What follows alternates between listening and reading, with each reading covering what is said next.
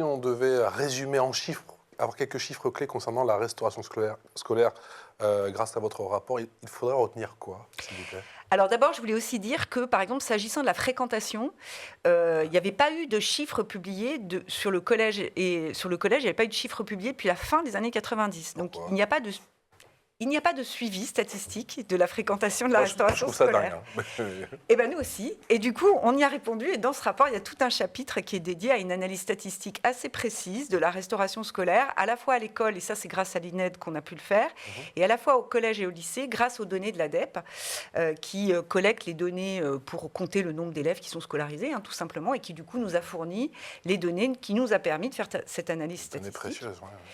Et alors, du coup, pour vous répondre, en fait, c'est à peu près, on va dire, les 3/4 des enfants, si on mélange toutes les tranches d'âge, à peu près les 3/4 des enfants qui fréquentent la cantine scolaire. D'accord. Mais il y a de grandes hétérogénéités, par exemple, s'agissant du collège, entre le public, le privé et les établissements classés REP, REP+, parce que quand on regarde l'évolution, on voit qu'il y a une augmentation assez sensible dans le privé. Donc la fréquentation de la cantine au collège augmente beaucoup dans le privé. Elle est plutôt stable dans le public, mais elle est plutôt en baisse dans les REP, REP+, ce qui nous a beaucoup interrogés.